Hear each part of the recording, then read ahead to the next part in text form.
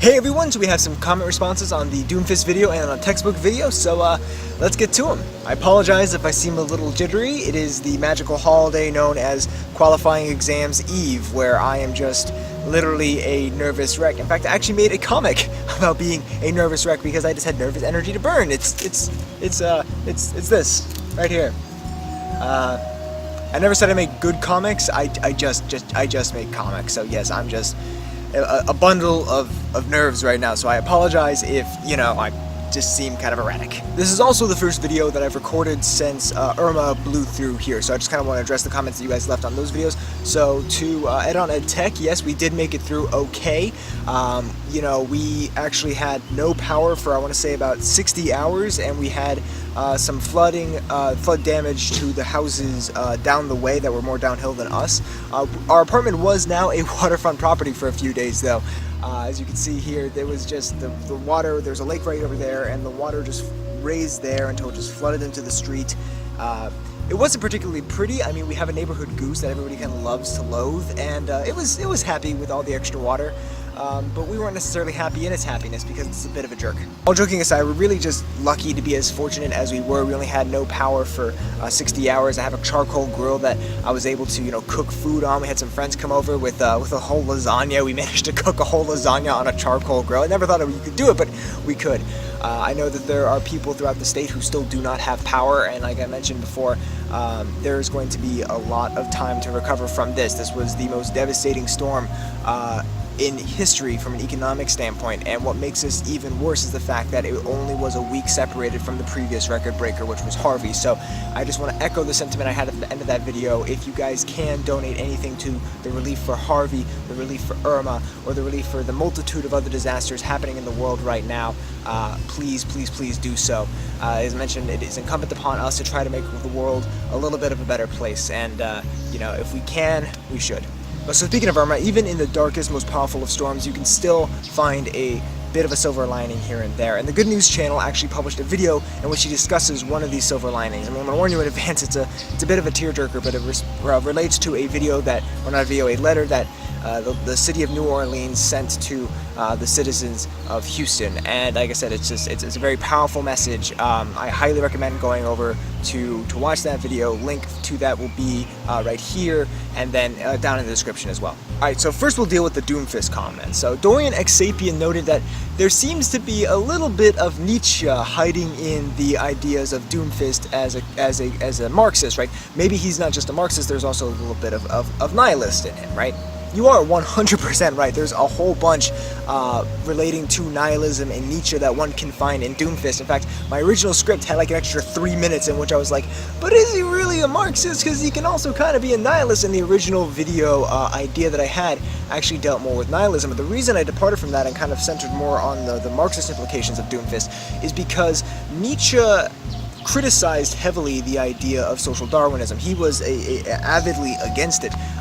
His critiques, though, weren't necessarily from understanding the biological implications of evolution, right? It was more along the sense of, sticking to that erroneous term of fit, right? How everyone thinks of fit as, whatever. His critiques is that there are plenty of people who survive despite not necessarily being physically fit, who may be, physically meek, but who are intellectually strong and sophisticated. And, even people who have severe injuries, who have experienced severe damage, they survive still, or may even outperform those who are physically more capable. So his critiques of social Darwinism was also kind of skewed on the false perception of what it means to, what survival of the fittest and how it relates to biological evolution actually means.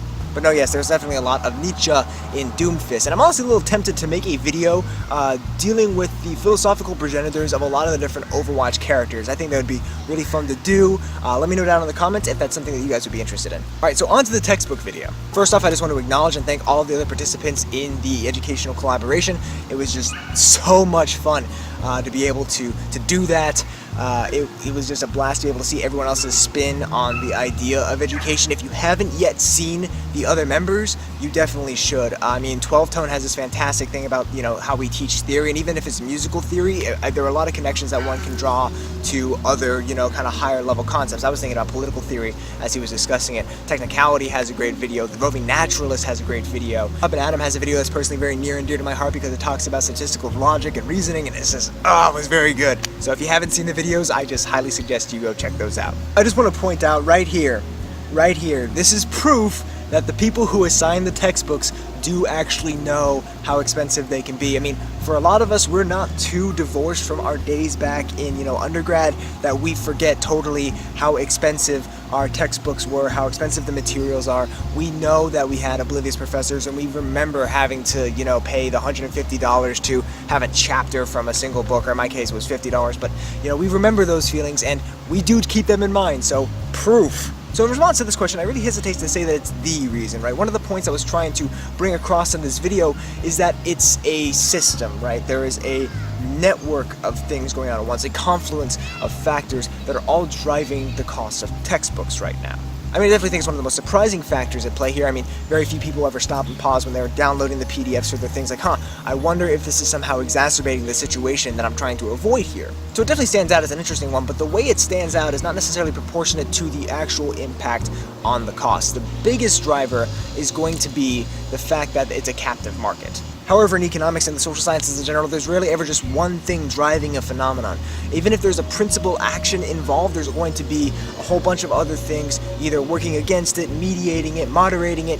I mean, it's just going to be a bunch of stuff happening all at once. That's what makes the social sciences so interesting, so rich, and so deep, is that it's not necessarily just a perfectly linear causal story. It's going to have interesting paths and twists and turns and weaves and new actors coming in and old actors leaving at certain points in time and with certain conditions. It's really just fascinating. So in answer to your question, and this is a bit of a rambly answer to your question, yes, the students are at fault to a degree, but it is far from the whole story. Okay, hey, this is not a contest. This is not a contest, but if it were, you totally would have won. I mean, I never had to pay that much money for a textbook ever. The highest I ever had to pay was, I want to say, about $270 for an econometrics textbook, and that's here in the PhD program. In undergrad, it was $180 for astronomy, which I severely regret selling back after I was done. I mean, now I sit here and look up at the night sky and go, I used to have a book that would show me where everything was in terms of the constellations and in terms of all the stuff, the really interesting phenomena above my head. So there's also a lesson for you in that. Selling back textbooks can be a nice way to put some money in your pocket right now, but down the line, depending on what you're interested in, you may come to regret it. Or maybe that just says more about me and the fact that I'm just a huge nerd, I don't know. If you guys are interested in the kind of stuff I was talking about in the last video, you know, about the intent of the Saffir-Simpson hurricane wind scale, you can check out this blog post. I'm going to have it linked down in the description below. I talk about the implications of, you know, adding a theoretical sixth level to that scale on top of that, and why I think it would be, pun intended, a categorical mistake. I know this was longer and more rambly than the comment response videos usually are, but you know, this actually has been a very therapeutic way for me to burn off and kind of compartmentalize the stress having to do with the qualifying exams that I am about to embark. Actually, I will be starting them the moment that this video goes live because of the magic of scheduled posts. So I want to thank you for your patience in watching this video all the way through, and apologize for, you know, extending it with rambles and nervous jitters. I also want to thank you guys for providing me with this outlet. I mean, whether it's your guys' comments, whether it's our interactions, it's these videos or the other videos and stuff like that, everything about this is just well and truly spectacular, and I enjoy every minute of it. It is one of the best parts of my life, and I'm just very grateful for the support that you guys give, as well as you joining me on this meandering path through the wonderful, rich world of the social sciences. I would say that this is all the time we have, but let's be real here. All the time we had expired like a minute and a half ago, so I'm going to wrap this video up here.